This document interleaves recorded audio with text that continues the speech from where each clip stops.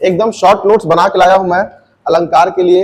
ये टॉपिक शायद ही कोई पढ़ाता है या फिर सर पढ़ता है, क्योंकि इसमें इतना ज्यादा वेरिएशन है ना, लोग परेशान हो जाते हैं, नहीं करते सर, नहीं करना है बोलते, पर हम लोग करते हैं।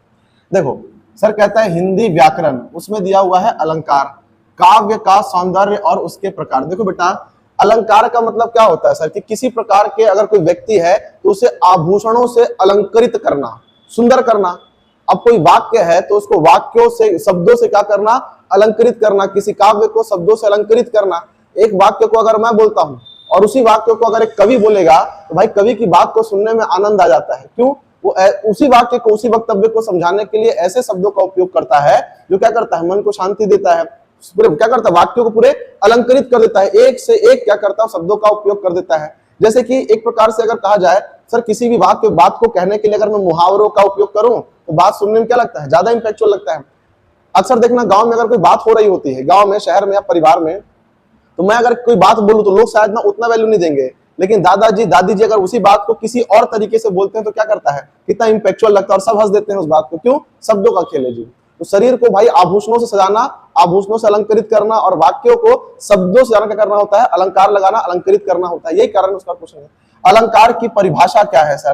तो परिभाषा काव्य या भाषा को सुंदर, प्रभावशील और आकर्षक बनाने वाले शब्दों या अर्थों को अलंकार कहते हैं। महत्व क्या है इसका? यह कविता के सौंदर्य और प्रभाव को बढ़ाने का काम करता है। कौन करता है भाई? तो अलंकार करता है, उसके प्रभाव को बढ़ा देता है। अब एक बात बताइए, आप भी सोच के देखिएगा कि यार अगर, गुड मॉर्निंग, अगर मैं कोई काव्य लिखता हूं, कोई पढ़ेगा नहीं, लेकिन वही अगर तुलसीदास जी अगर कोई काव्य को लिखे हुए हैं तो क्या करते हैं लोग, उसको ज्यादा वैल्यू देकर पढ़ते हैं। क्यों पढ़ते हैं भाई? वो भाषाओं में ललात्मकता, अलंकार क्या करते हैं, उपयोग करते हैं। बात समझ में आ रही है? चलिए, तो आज सबसे पहले हम क्या करें, अलंकारों के भेद वगैरह जानते हैं, उसके बाद क्या करें, चालू करेंगे अलंकार के प्रकार। तो अलंकार के मुख्यतः दो रूप है बेटा, इसको थोड़ा सा करेक्शन करना। अगर आपको पेपर में पूछेगा तो पेपर में कितने बताओगे सर? अलंकार के 4 प्रकार होते हैं। 2 तो क्या हो गया एकदम नॉर्मल हिंदी में, कि कोई भी बोलने चालने की भाषा में सर एक शब्द अलंकार और एक क्या होता है, अर्थ अलंकार होता है। जबकि ऐसा नहीं है। अगर हम कॉम्पिटिटिव की दुनिया में है तो एक होता है हमारे पास शब्दालंकार, दूसरा हमारे पास होता है अर्थालंकार, और तीसरा हमारे पास होता है उभया अलंकार। उभया अलंकार होता है,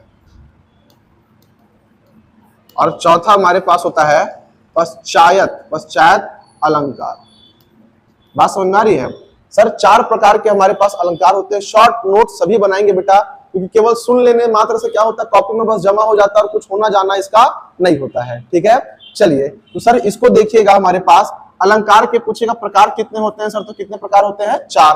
पहला एक होता है हमारे पास शब्दालंकार, दूसरा अर्थालंकार, फिर उभया अलंकार, और क्या बताएंगे सर हम लोग, पश्चात अलंकार होता है। तो शब्द और शब्द के क्या होते हैं, अर्थ। 2 तो ऐसे याद हो गया, एक उभय अलंकार और एक क्या होगा, पश्चात अलंकार होगा। याद रहेगा, पश्चात अलंकार। चलिए, जहां पर मेन 2 चीजें हैं, इन्हीं के बारे में ज्यादा वैल्यू देकर पढ़ा जाता है। शब्द अलंकार, जहां शब्दों के प्रयोग से चमत्कार या सुंदरता उत्पन्न हो। शब्दों का प्रयोग करके ये क्या करते हैं, अपन ललात्मकता उत्पन्न कर लेते हैं, वाक्यों के अंदर प्रभावशीलता उत्पन्न कर लेते हैं, तो शब्द अलंकार हो गया।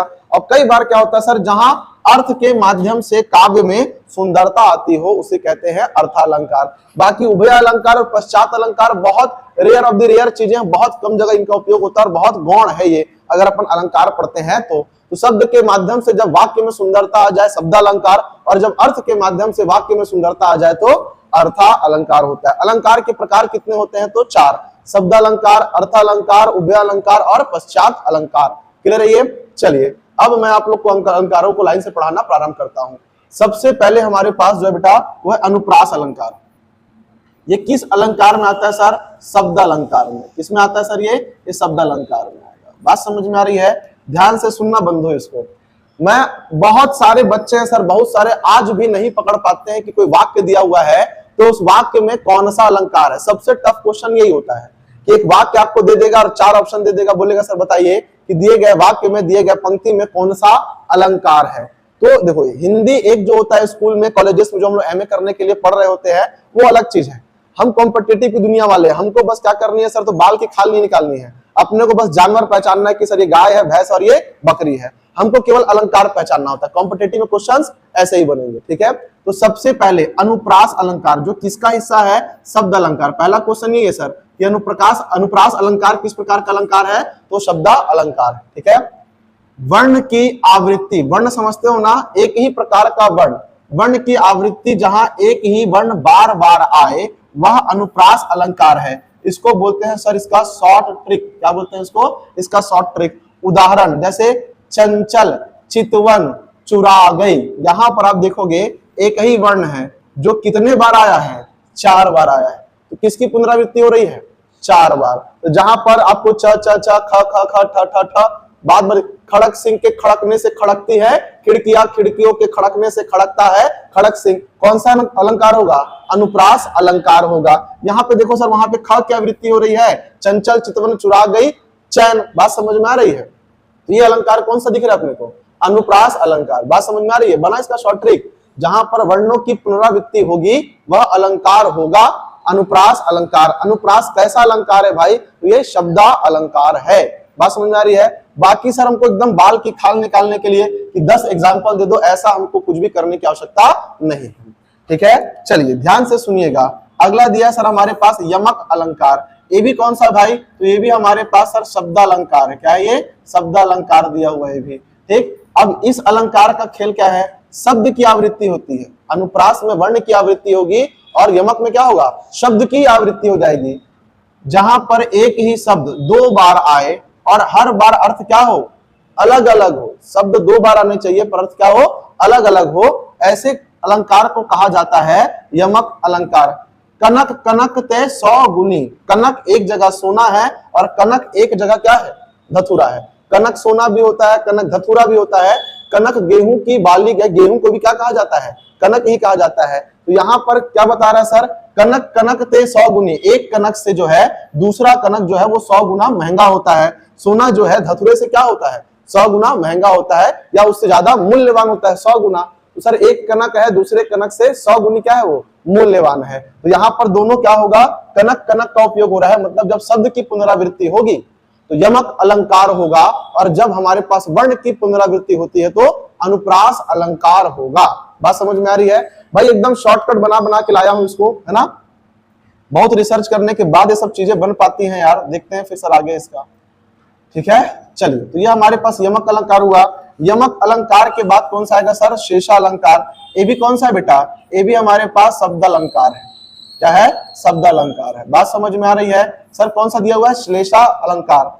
एक शब्द अनेक अर्थ, जहां शब्द एक ही बार आए और उसके अनेक अर्थ निकले, ऐसे अलंकार को कहा जाता है श्लेषा अलंकार। शब्द एक होंगे और अर्थ क्या होंगे, अनेक होंगे। जैसे उदाहरण यहाँ पे दिया हुआ है नारायण, इसके अलग अलग संदर्भों में भिन्न भिन्न क्या होते हैं, अर्थ होते हैं, किसके, नारायण के। जैसे लंबोदर लिख देगा तो लंबोदर भाई एक तो गणेश भगवान हो गए और दूसरा क्या हो गया, लंबा हो जिसका उदर, जिसका पेट, क्या होता है, लंबोदर हो गए। तो ऐसे जो परिस्थितियां होंगी, ऐसे शब्द, इसको पहचानना थोड़ा सा देखो कठिन होगा, इसको पहचानना थोड़ा सा कठिन होगा कि सर ऐसे शब्द जिसके एक से ज्यादा क्या निकले, अर्थ निकले। लेकिन होना क्या चाहिए बेटा, वो शब्द एक ही बार उपयोग हो, इसे कहा जाता है श्लेषा अलंकार। जब वर्णों की पुनरावृत्ति होगी तो अनुप्रास अलंकार, जब शब्दों की पुनरावृत्ति होगी यमक अलंकार, और जब एक ही वर्ण के एक से ज्यादा मतलब निकल जाए शब्द के तो क्या होगा, वो श्लेषा अलंकार होगा। चलिए अगला देख लेते हैं हम। दिया सर हमारे पास उपमा अलंकार, क्या दिया हुआ है, उपमा अलंकार। सर ये किस में आएगा हमारे पास, ये अर्थालंकार, किस में आएगा, अर्था अलंकार में आएगा। क्लियर है, इधर पूरे अर्थालंकार में आएंगे। तो यहाँ पे दिया अपने को उपमा अलंकार, उपमा से ही आपको समझ में आ रहा होगा, उपमा से ही आपको समझ में आ रहा होगा। क्या समझ में आ रहा होगा कि जब एक वस्तु को किसी दूसरे वस्तु की उपमा या उपमान देकर प्रस्तुत किया जाता है। जैसे अपने क्लास के सबसे गधे बच्चे को बोलूंगा मैं, हे वैशाख नंदन, तो यहाँ पर वैशाख नंदन क्या है, उसकी उपमा है कि नहीं। तो यहाँ पर देखो तुलना सूचक शब्द, जहां उपमेय की तुलना के लिए सा, सी, से, सम और सरिस आए, तो सा, सी, से, सम, सरिस वाले सबके सब क्या होंगे, उपमा। चांद सा मुखड़ा, है ना, करते कि नहीं। सर यहाँ पे उदाहरण क्या दिया हुआ है, मुख चंद्रमा सा सुंदर है, यहाँ पे क्या दिख रहा है अपने, सा, और यहाँ पे मुख की तुलना किससे हो रही है, चंद्रमा से हो रही है। ठीक है, ये वैशाख नंदन सा मूर्ख है की तरह बोलेंगे तो शुद्ध हिंदी हो जाएगा, फिर उपमेय उपमान काम नहीं करता है। तो सा, सी, है ना, जो अपन तुलना कर रहे होते हैं तो क्या होगा, वो उपमा अलंकार होगा। जहां पर भी आप तुलना करोगे वो क्या होगा, उपमा अलंकार होगा। इसके शॉर्ट नोट सही बना चलेंगे बेटा, एकदम एक पेज के अंदर आपका पूरा अलंकार क्या होगा, खत्म होगा। जो इंपॉर्टेंट है और गैर इंपॉर्टेंट चीज सारी से बहुत सारी है, उसको क्या कर दिया हम लोग, हटा दिए। बात समझ में आ रही है? चलिए, तो आई थिंक यहां तक आप लोग को समझ में आ गया होगा। इसके बाद अगला देखते बेटा, यहां पे सर कहता है रूपक अलंकार। अब इसको बोलते हैं अभेद आरोप, जहां उपमेय उपमान में समानता के लिए योजक चिन्ह का प्रयोग करता हो। किसका उपयोग करता हो सर, योजक चिन्हों का उपयोग करता हो। उदाहरण देखो, पिछले वाले में क्या था कि मुख जो है चंद्रमा, तुम्हारा मुख चंद्रमा सा है। यहां क्या बोल रहा हूं, तुम स्वयं क्या हो, तुम स्वयं चांद हो। यहां पे तुलना कर रहा है कि चंद्रमा एक अलग वस्तु है, तुम्हारा मुखड़ा एक अलग वस्तु है, वो चांद सा है, चांद की तरह दिखता है। जबकि रूपक में क्या हो गया कि चांद को ही रिप्लेस कर दिया, बोला तुम ही क्या हो, चांद हो। तो यहां पर सर हमारे पास लगेगा रूपक अलंकार, जहां उपमेय उपमा के क्या हो जाता है, समानता के लिए योजक चिन्हों का प्रयोग होता है। चेहरे को सीधा चांद ही क्या कर लिया गया, मान लिया गया। तो सा, सी, से और सम जो होगा वो हमारे पास क्या होगा, उपमा अलंकार, और एकदम रिप्लेस कर देगा तो क्या हो जाता है, वो रूपक अलंकार हो जाएगा। क्लियर है? ये बहुत छोटी छोटी सी बातें हैं, इसलिए आराम से मैं डिस्क्राइब कर रहा हूं ताकि बहुत ज्यादा समस्या ना हो करके। क्लियर है ये? चलिए अब यहां पर आगे देखते हैं सर, थोड़ा ना अलग कर करके पढ़ते रहना। उत्प्रेक्षा अलंकार, उत्प्रेक्षा मतलब सर समझना है अपने को, संभावना व्यक्त करना। क्या करना, संभावना व्यक्त करना। जहां उपमेय में उपमान की संभावना के लिए जानो, मानो मानो बोलते नहीं है, उस कंडीशन में हम क्या करेंगे, उत्प्रेक्षा अलंकार। उदाहरण, मानो चांद धरती पर उतर आया हो। क्या लग रहा है यहां पर, मानो, तो अपन कंपेयर तो कर रहे हैं पर क्या बोल रहे हैं सर, चांद सा नहीं है, तुम चांद नहीं हो, मान रहे हैं एक्स वाई जेड। तो मैथ्स वाला अलंकार कौन सा है सर, उत्प्रेक्षा अलंकार, क्योंकि हम मानते किसमें है, मैथ्स में। बात समझ में आ रहा है, माना एक्स, तो माना एक्स मतलब क्या होगा, उत्प्रेक्षा अलंकार होगा। मानो मेरे क्लास में एक वैशाख नंदन उतर घुस आया हो, क्या लग रहा है आपको, कौन सा अलंकार है सर, उत्प्रेक्षा। तुम वैशाख नंदन हो, कौन सा अलंकार है राहुल, अरे तुम वैशाख नंदन हो, ये कौन सा अलंकार है, यहां रिप्लेस कर रहे हैं, उपमा है ना। तू वैशाख नंदन सा है, कौन सा है, उपमा है, रूपक है, तुम वैशाख नंदन हो, है ना। मानो तुम वैशाख नंदन हो, ये क्या है, उत्प्रेक्षा अलंकार। बात समझ में आ रहा है, वैशाख नंदन से हो, ऐसा वैशाख नंदन से हो, अगर ऐसा कहेगा तो क्या होगा सर, ये उपमा अलंकार है। कहता है कि वैशाख नंदन हो, ये क्या हो जाएगा, रूपक हो जाएगा। अब कहता है सर मानो वैशाख नंदन हो, मानो वैशाख नंदन हो, तो ये क्या हो जाएगा, मानो मतलब क्या है, ये हमारे पास उत्प्रेक्षा है। बात समझ में आ रही है? क्लियर है? ये तीन टाइप के पॉइंट है बेटा, जिसको अपने को उपमा, रूपक और उत्प्रेक्षा में समझना है। कि अगर सा, सी से सम का उपयोग करेगा तो उपमा है, एकदम रिप्लेस कर दिया तो रूपक है, और मैथ्स वाला क्या होता है, जानो मानो, ये क्या होगा, ये हमारे पास उत्प्रेक्षा होगा। अब देखो सर, बात यहीं पर आके रुक जाती है। पहला लाइन पढ़े हम लोग अनुप्रास वाला, अच्छा लगा, फिर यमक पढ़े तो भी अच्छा लगा, ठीक है। उसके बाद हमारे पास क्या पहुंचा था, यमक के बाद श्लेषा, वहां तक मामला ठीक था। लेकिन जैसे ही मामला उपमा, रूपक और उत्प्रेक्षा तक पहुंचा, दिमाग काम करने बंद लगा कि यार अभी याद नहीं हो रहा है। यहीं पर इसी को मेमोराइज करना, घर जाकर एक बार, दो बार, तीन बार देखना, इसी शब्द का नाम है तैयारी। बात समझ में आ रहा है, इसी कहते हैं तैयारी करना। सर थोड़ा मुश्किल था पर मैंने मेहनत करके कर लिया। एक बच्चा होगा छोड़ भगा, यार मुश्किल लग रहा है, छोड़ दे, वो छोड़ दिया। यही दोनों में क्या होता है, अंतर होता है। चलिए आगे देखते हैं हम लोग। अब इससे शॉर्टकट आपको नहीं मिलेगा पूरे अलंकार में, कोई बुक उठा के देख लेना भाई। देखो सर यहां पर दिया हुआ है अतिशयोक्ति अलंकार, बढ़ा चढ़ा कर क्या करना, कहना। जहां किसी बात को लोक सीमा से बहुत अधिक बढ़ा चढ़ाकर कहा जाता है उसे क्या कहते हैं, अतिशयोक्ति। अच्छा एक बात बताओ, कोई बच्चा घर में क्या कर रहा है, बदमाशी कर रहा है, तो बदमाशी कर रहा है, लेकिन हद से ज्यादा बदमाशी कर रहा है तब क्या बोलते हैं उसको? अति कर रहा है। क्या कर रहा है? अति कर रहा है। बात समझ में आ रहा है? तो जब जरूरत से ज्यादा बात बढ़ जाती है तब क्या होती है? अति होती है। तो याद रहेगा अतिशयोक्ति अलंकार। उदाहरण, आंसुओं की नदी बहा दी। भाई आंसुओं की धार तक तो ठीक था, आंसुओं की धारा तक तो ठीक थी, आंसुओं की गंगा कुछ ज्यादा नहीं हो गया है कि नहीं? भाई साहब कुछ ज्यादा हो गया। ज्यादा हो गया तो क्या हो गया? अति हो गया। अब अति मतलब क्या हो गया? अतिशयोक्ति हो गया। यार याद करना इतना मुश्किल नहीं है। क्यों पता है? हिंदी में बहुत एक अच्छी बात है बेटा, सर जो लिखते हैं जो पढ़ते हैं वही क्या करते हैं हम लोग समझते भी हैं। इंग्लिश में मसला दूसरा दूसरा होता है, लिखो कुछ और पढ़ो कुछ और मीनिंग निकलता है कुछ और। ठीक है, प्रतीक लिखना बेटा, लिखेगा तो नींद नहीं आएगा। बात समझ में आ रहा है? तो जवान लड़का यार क्या करता है? हाँ ये सब अर्थ में आएगा। ठीक है, इसके बाद उभय अलंकार में केवल उभय अलंकार आता है और उसके पश्चात अलंकार में एक दो बस आखिरी वाला, ज्यादा पढ़ने की आवश्यकता नहीं। शुरू के 3 ही आपके हैं शब्द अलंकार, बाकी सब किस में आएंगे? अर्थ अलंकार में। ठीक है, चलिए ये हो गया हम लोग का। प्रोटीन लेता है बेटा? प्रतीक प्रोटीन लेता है? दूध पीता है? कितना पीता है? 1 गिलास बस। उसमें ना प्रोटीन पाउडर मिलाना कल से। बॉडी बिल्डिंग वाला नहीं आता, मेडिकल में भी आता है। प्रोटीन एक्स करके आएगा। 1 डब्बा पी, है ना? फिर पता चलेगा सर की जिंदगी एक्चुअल में है क्या, जीते कैसे, काम कैसे होता है। समझ में आ रहा है? इस एज में इतना मुरझाया हुआ चेहरा अच्छी बात नहीं होती है।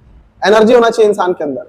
चलो उसके बाद देखेंगे सर हम लोग विभावना अलंकार। क्या होगा? विभावना अलंकार। बिना कारण कार्य। विभावना बिना कारण के कार्य, जहां बिना किसी वास्तविक कारण के भी कार्य का होना पाया जाता है उसे कहा जाता है विभावना। देखो सर, बी से बिना, बी से बिना, जरूरत से ज्यादा मतलब अति, है कि नहीं? बिना कारण के काम हो रहा है सर, तो क्या होगा? वो विभावना ही होगा। बिनु पांव पखारित चल आए, बिना पैर के चलना, बिना पैर उठाए चले आए। बात समझ में आ रहा है? पैर पखारना का मतलब क्या होता है? बिनु पांव पखारे पखारिन चल आए, बिना पैर के चले आए, बिना पैर उठाए चले आए, उसको ऐसा कहना था। बात समझ आ रही है? तो भैया जब तक पैर उठाएगा नहीं तब तक वो चल नहीं पाएगा, है कि नहीं? एक ही कंडीशन में है, उसको कंधे में क्या करके लाएंगे? उठा के लाएंगे। तो जब बिना कारण कोई काम हो जाता है तो उसे कहा जाता है विभावना अलंकार। याद रहेगा, बिना कारण होने वाले कार्यों को कहा जाता है विभावना अलंकार। बहुत ज्यादा मुश्किल तो नहीं हो रहा होगा अभी तक, है कि नहीं? चलिए क्या होता है ना, जरूरत से ज्यादा एग्जाम्पल पढ़ लेते हैं और कई बार जो परिभाषाएं दी होती है अलंकारों की वो उतना सीधे सीधे शब्दों में नहीं बताता है। वो अपना एकदम हिंदी में ले जाएगा, ललायत्मकता में पूछेगा, फिर वहां से कलंक एक क्या देगा? एक परिभाषा देगा। और परिभाषा को देखकर हम समझ में नहीं पाते हैं सर कि रूप के बारे में वर्णन कर रहा है, क्या वर्णन कर रहा है। तो शॉर्टकट ये होता है बेटा, ये होता है शॉर्टकट। बस समझ में आ रही कि पकड़ना कैसे है। चलो अगला दिया सर हमको भ्रांतिमान। तो भ्रांति, जहां पर भ्रम हो रहा हो, क्या हो रहा हो? भ्रम हो रहा हो। जहां पर किसी बात का क्या हो रहा हो? भ्रम हो रहा हो, तो कौन सा अलंकार हो जाएगा? भ्रांतिमान अलंकार हो जाएगा। भ्रम की स्थिति, जहां सदृशता के कारण एक वस्तु को पूरी तरह से दूसरी वस्तु समझ लिया जाता है, उसे भ्रांतिमान अलंकार कहा जाता है। उदाहरण, रज्जु को सर्प समझ लेना, रस्सी को पूरी तरीके से क्या मान लेना? रस्सी मान लेना, सॉरी सांप मान लेना, है कि नहीं? वो क्या कहलाता है? भ्रांतिमान। हमारे हिंदी में जो लिखते हैं ना बेटा, एक्चुअल में अर्थ भी वही होता है। भ्रांतिमान अर्थात क्या होगा? भ्रम होगा। भ्रांतिमान अलंकार। भाई भ्रम हो ही रहा है कि नहीं? मैं किसी साधारण पुरुष को महात्मा मान लेता हूं, मैं रस्सी को सांप मान लेता हूं, है कि नहीं? ये क्या है? मेरा भ्रम है। तो सर ऐसे वाक्यों में अलंकार कौन सा लगेगा? भ्रांतिमान अलंकार लगेगा। दैट्स इट, और कुछ नहीं करना यार। इसमें बच्चों वाली चीजें हैं ये सब, है ना? हम लोग छोड़ते आते हैं सर, हमेशा क्या करते हैं? इसको छोड़ते आते हैं। नहीं छोड़ेंगे इसको, ठीक है? एक बार घर जाके पढ़ना तो पड़ेगा। 1-2 बार पढ़ोगे, एग्जाम्पल प्रैक्टिस करोगे ना, तो कॉन्फिडेंस बिल्ड हो जाएगा कि नहीं यार मैं बनाता हूं तो बन जाता है और सही निकलता है। तो पेपर में जब क्वेश्चन आएगा ना, तो कॉन्फिडेंस से आपका सवाल से हो जाएगा कि नहीं यार यही होगा, मैं तो पढ़ रखा हूं। ब्राह्मण बात समझ में आ रही है? तो ऐसे समझ में आता है। अगला दिया सर हमको संदेह अलंकार। एक तो भ्रम हो गया था मेरे को कि मैं क्या किया, रस्सी को सांप मान लिया। एक बार संदेह है, वो देख रहा हूं वो सांप है क्या यार, अभी कंफर्म नहीं हुआ, सिर्फ क्या हो रहा है? संदेह हो रहा है। तो अनिश्चय की स्थिति, जहां अंत तक संदेह बना रहे कि मूल वस्तु क्या है, तो ऐसी स्थिति में कहा जाता है संदेह अलंकार। उदाहरण, यह सांप है या रस्सी है, निश्चित है क्या? ऐसा भी तो हो सकता है ना सर, सांपिश को पकड़ लो आप और बोलो कि ये रस्सी था। तो संदेह की स्थिति में आप क्या रहोगे? संदेह अलंकार। लेकिन अगर मैं मान लिया हूं भ्रम की स्थिति में गलत, क्या हो जाएगा? वो भ्रांतिमान हो जाएगा। तो एकदम सिंपल सी चीजें तो है। क्लियर है ये? चलिए, तो ये सब चीजें क्या करनी है आपको समझ के चलना है भैया, बहुत ज्यादा मुश्किल होने वाला नहीं है। अभी आप लोग देखो खुद ही नाम लोगे उसको कि सर ये तो ये वाला अलंकार है, वो तो वो वाला अलंकार है, करके खुद ही बताएंगे अभी आप लोग, ठीक है। चलिए आगे बढ़े इससे हम लोग। अगला दिया सर हमारे पास असंगति अलंकार। देखो यही बता दिया है सर, असंगति मतलब जो दो अलग अलग चीजों के बारे में बात हो रही हो, कारण और कार्य में क्या होगा, अंतर होगा। जहां होता कुछ और है और लगता कुछ और है, सामंजस्य ना होना। उदाहरण, जंगल में मंगल, गांव में शोर।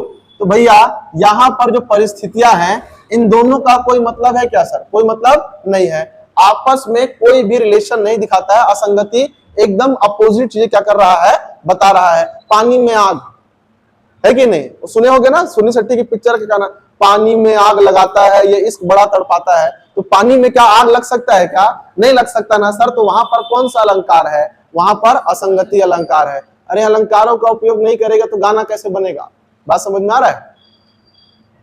चलिए, तो इस प्रकार के जो अलंकार होंगे सर जो असंगति को दिखलाएंगे, जो एक्चुअल में हो ही नहीं सकता है, उस प्रकार के जो अलंकार क्या होंगे, तो हमारे पास असंगति अलंकार एकदम अपोजिट। पानी में आग लगाना आप एग्जांपल में लिख सकते हो, है कि नहीं, पानी में आग आप लिख सकते हो अलंकार, कोई दिक्कत नहीं। तो वहां पर क्या होगा सर, असंगति अलंकार होगा, जो चीज पॉसिबल ही नहीं होती, एकदम विरोधाभास होती है।